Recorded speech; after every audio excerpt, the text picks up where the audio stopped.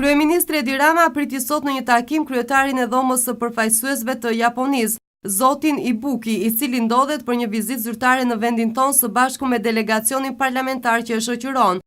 Kryeministri Rama vlerësoi marrëdhëniet shumë të mira që ekzistojnë mes Shqipërisë dhe Japonisë dhe shprehu angazhimin e qeverisë shqiptare që bashkëpunimi mes vendeve të njohë dimensione të reja në të ardhmen. Duke ftuar investitorët japonez të zbulojnë potencialet që Shqipëria ofron në sektor si bujqësia apo turizmi, kryeministri theksoi se interesi i investitorëve të huaj për vendin tonë është rritur ndjeshëm së fundmi. Kjo si rezultati politikave mbështetëse të qeverisë shqiptare dhe lehtësirave që garantohen për ta. Ndërsa nga ana e tij, kryeparlamentari japonez vlerësoi progresin e bërë nga Shqipëria në fusha të rëndësishme dhe arritjet në konsolidimin e demokracisë dhe forcimin e shtetit ligjor. Zoti Ibuki u shpreh se kjo vizitë dhe takimet e përbashkëta do të shërbejnë për identifikimin dhe zhvillimin e hapësirave të reja bashkëpunuese në sektor të ndryshëm.